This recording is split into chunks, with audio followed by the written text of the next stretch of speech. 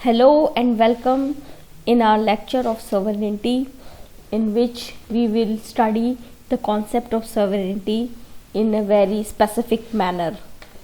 All students who are studying in BA or MA, they can follow this lecture for the conceptual clarity of the concept of sovereignty. So we proceed with the meaning and the definition of sovereignty. So let's proceed and start the lecture.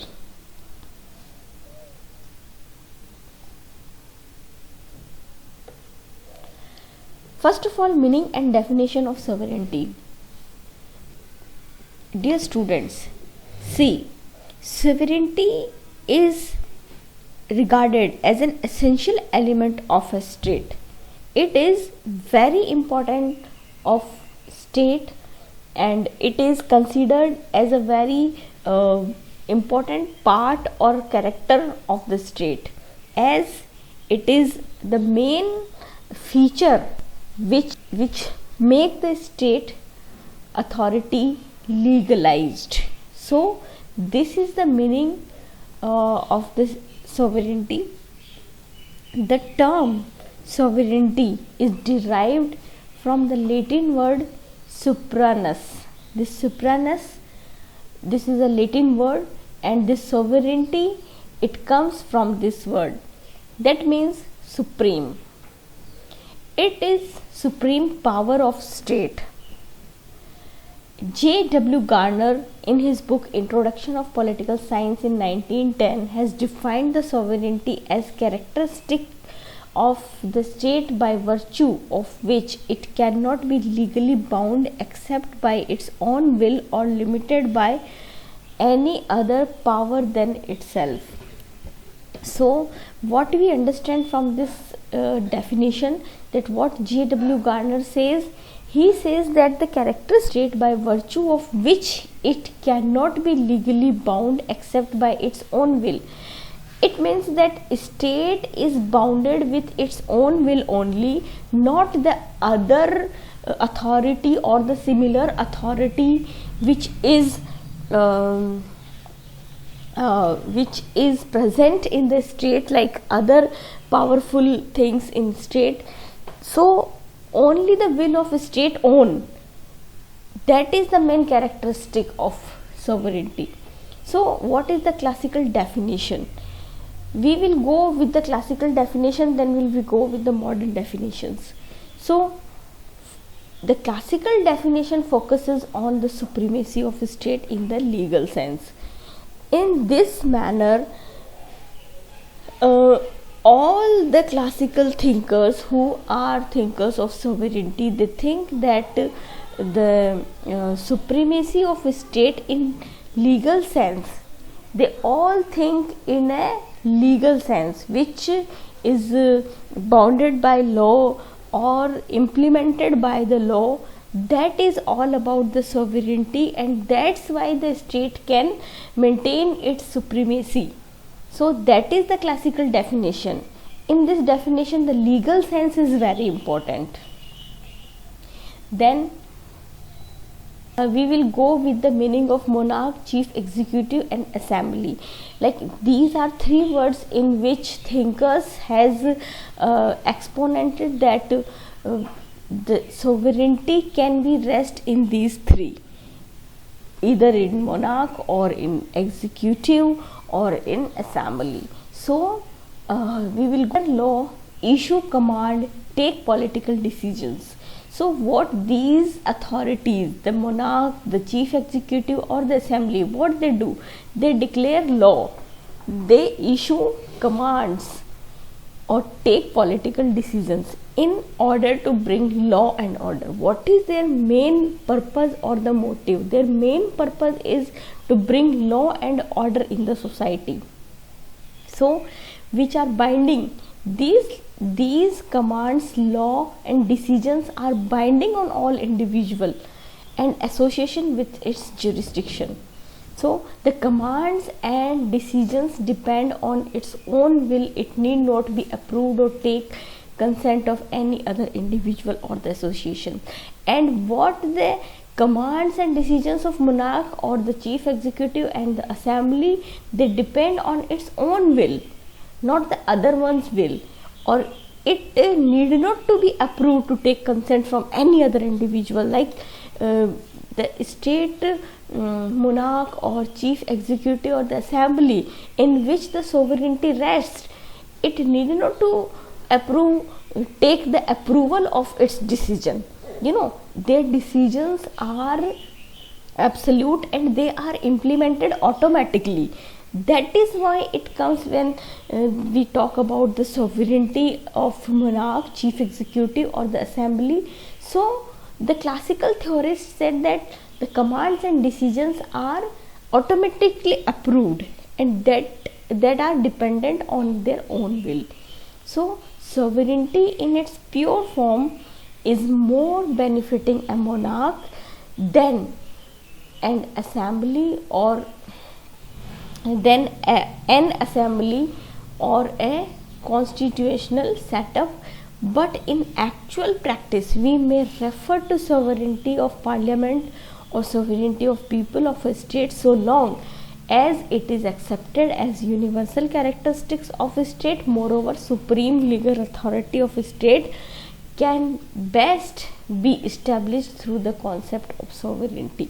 So here it is explained that sovereignty is more benefiting from a monarch. A monarch can be more authoritative with the concept of sovereignty, because the laws and their issued commands are automatically acceptable. They should be acceptable for all individuals. So that thing is very beneficial for a monarch, not for the assembly or the constitutional setup, because the assembly or the constitutional setups need the consent of common men, the consent of common people. They are institutions of the consensual kind of authority. So it is more benefiting a monarch, not the constitutional setup or the assembly. So in actual practice, what it happens, it may refer to sovereignty of parliament. Like in India, we have our parliament and all the sovereignty rests in the parliament, and or the sovereignty of people of a state. So this is kind of a democratic kind of sovereignty. So in this kind of sovereignty, the sovereignty of people is decided by the will of all people, by the consent of all people. So it is accepted as a universal characteristic of a state. This concept of sovereignty is accepted as a universal characteristics. So the state, moreover, supreme legal authority. So we can understand that supreme legal authority, like the sovereignty, has itself the legal kind of characteristics in its within it. So it is a kind of legal authority. That's why the sovereign power is accepted by the people, because it is legal. When the things are legal, it is easily accepted by all the people. So this is a kind of another aspect of sovereignty. Then we come to the next point, that is internal and external spheres of sovereignty. We should understand the concept of internal and external, both the spheres of sovereignty, what they are. We can say sovereignty arms the state with supreme legal authority. Like we all knows, we have already discussed that how the sovereignty is the supreme legal authority. So in the external sphere and internal sphere, how we can differentiate this concept of sovereignty. In the internal sphere, if we talk about the supremacy of a state within the premises of a state over all individual and the association, that is internal sphere. Then we come to the external sphere. External sphere is existing outside of this state. it considered state as an independent unit. If we consider state is independent and free from all the external control or interference of other state or the agency of international control, like India. We can take the example of our country, like India is free from the external controls, like free from the other countries' control or the international control agencies. So this is kind of external sphere of sovereignty. Then we come to the historical development of the concept of sovereignty. When we talk about the historical development, we will go through the development of the concept in a chronological order. So first of all, when we talk about the concept of sovereignty, the name of Jean Bonda comes first. Jean Bonda is a French writer of 16th century and was first to formulate the concept of sovereignty systematically. He defines sovereignty as the absolute and perpetual power of commanding in a state as the supreme power over citizen and subjects unrestrained by law. So these red mark words are the key terms you should understand of it. Jean Bonda treated the sovereign above law, but not above the duty, and moral responsibility. He imposed the limitation on the power of the sovereign. So sovereign is not uncontrollable. It is bounded by the moral duty and the moral responsibilities. Okay. So Jean Bonda's sovereign is not kind of monarch. Firstly, there are some fundamental laws such as Salic law of France. The sovereign could not abrogate such laws. Like these kind of moral suasion imposed on the Bonda's concept of sovereignty, that some fundamental laws like Salic law. There was a Salic law of France in which women are excluded from the dynastic succession process. So this was the Salic law, and the sovereign could not abrogate such laws. Secondly, the private property. So being private property is being granted by the natural law or the law of nature, and that is also inviolable by the sovereign, and the sovereign could not tax his subject without their consent. So you can see here there are some consensual kind of sovereignty which Bonda propagate. Okay. Then the historical development. Next we study Hugo Grotius. Yes, Hugo Grotius is known as a father of international law. So Hugo Grotius was a Dutch jurist, and he made an important contribution of the concept of sovereignty. He brought out the implications of sovereignty of a state in the international sphere. Like like independence of a sovereign state from foreign control. Grotius sought to build a system of international law on two distinct foundations. Like one is nations are subject to natural law or the dictate of right religion. Secondly, he recognized a voluntary law of nations based upon their free consent, whether explicit as expressed in treaties, conventions, or implicit as expressed in uses and customs. So he broadened the concept of sovereignty, and he brought it within the international sphere. Then Thomas Hobbes.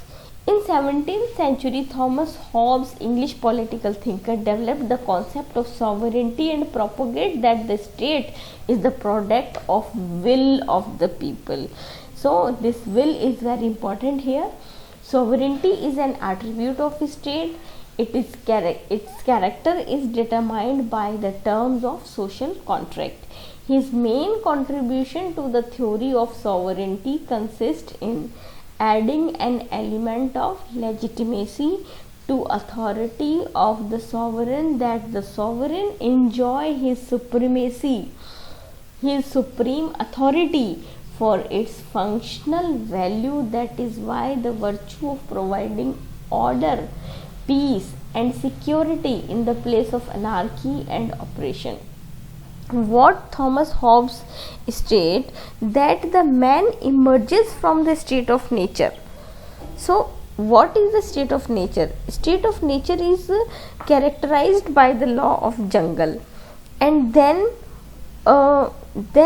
people want order, peace and security. That's why they create a sovereign for this purpose. They surrender all their natural rights, the right of the stronger to oppress the weaker, to the sovereign. So the surrender is complete, final and irrevocable.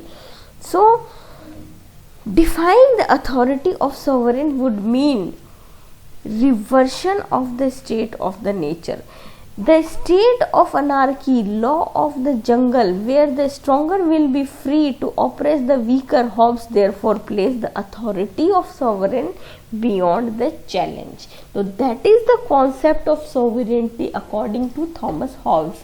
Then we comes to the Jean-Jacques Rousseau. In 18th century, Rousseau, French theorist of social contract, made an important contribution to the theory of sovereignty by introducing the doctrine of popular sovereignty. So these are the very important and popular key terms of Jean-Jacques Rousseau. You should learn and remember these all key terms. Rousseau made the people themselves sovereign. He made people themselves sovereign. This is kind of democratic system. In his opinion, the social contract was concluded between the people in their individual capacity on the other one hand, and the people in their corporate capacity on the other hand. So if the people are sovereign themselves, they can rule themselves, they can make their opinion.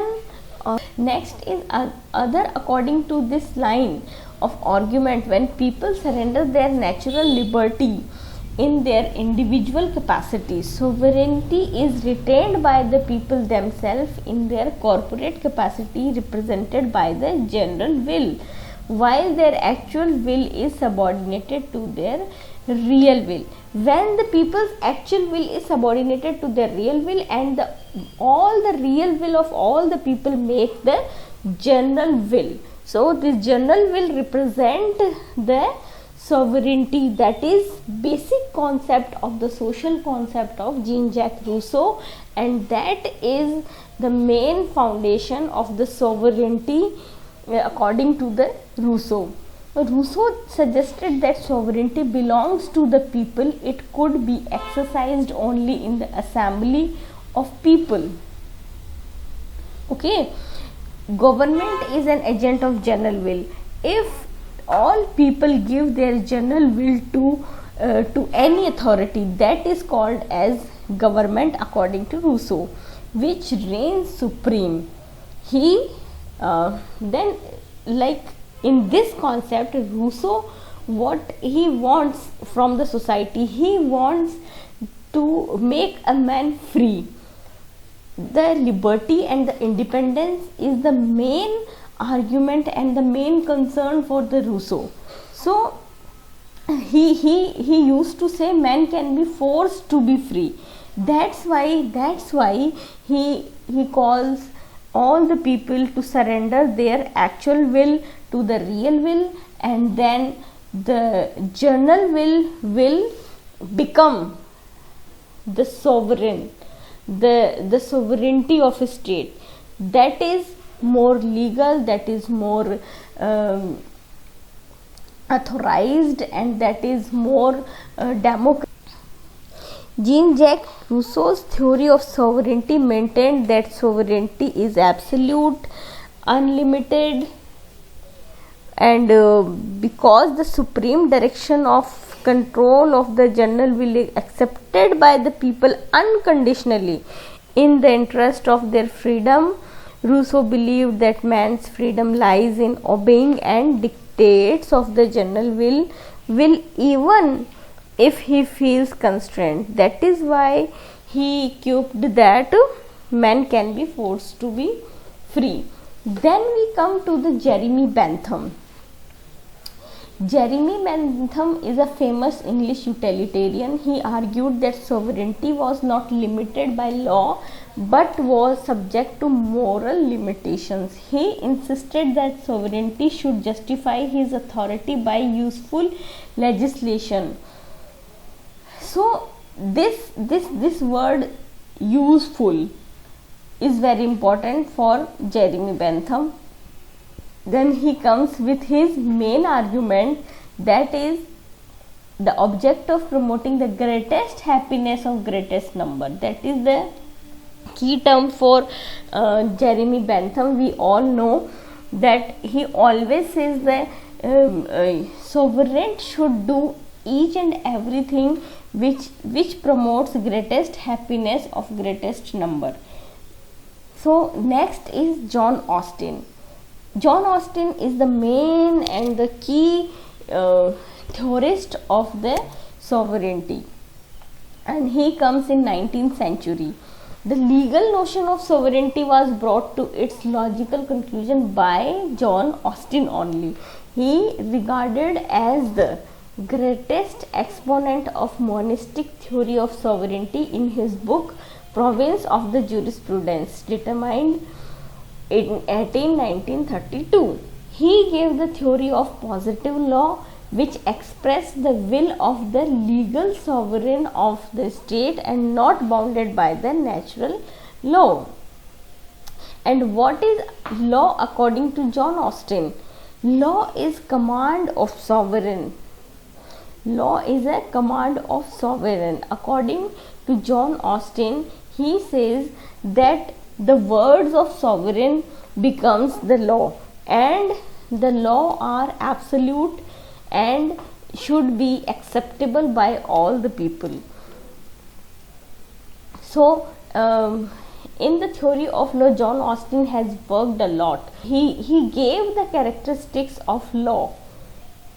He says that law must be emanate from a determined source. It is the sovereign, that is sovereign, to be clearly located in the state. State and the sovereign can emanate the law. That is the only source of law. The sovereign is the only source of law according to John Austin. It must be expression of command of sovereign. It should be expressed by the commands. It must be backed by sanction. In other meaning, if disobedience of law must be punishable. So that is, it should be backed by sanction. Monistic view of sovereignty. What is the monistic view of sovereignty? It is a main core theory given by the John Austin, that is monistic view of sovereignty.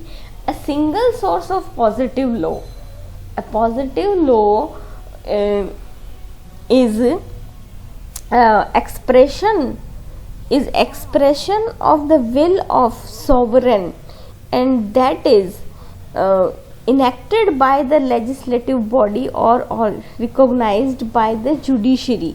Positive law is binding on all those coming within its jurisdiction. So the violation is effectively, if its violation happens, it is effectively met with punishment. So the positive law is judged by its legal validity, not by its conformity to morals, customs, conventions, unless these are enshrined in the body of law itself. So this is positive law, and the single source of positive law determines the monistic view of sovereignty.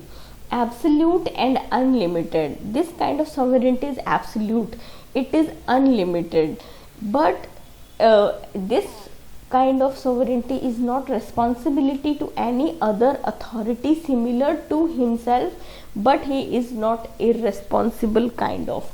So the nature of sovereignty is legal according to the John Austin. It does not reputed moral or social limited on the power of state. It does not declare the state as perfect embodiment of reason as the idealist theory had maintained. Austin is an exponent of absolute unlimited sovereignty, purely form of legal or formal point of view. So he admits the sovereign authority habitually observe fundamental moral principles really bound by any external authority. He does not envisages an irresponsible sovereign, but holds that the sovereign cannot be formally made responsible to any authority similar to himself. His authority is legal superior to all individual and groups within its jurisdiction. And we will study the characteristics of sovereignty in the next video. So till then, stay happy and stay healthy. Keep reading, keep studying. All the best.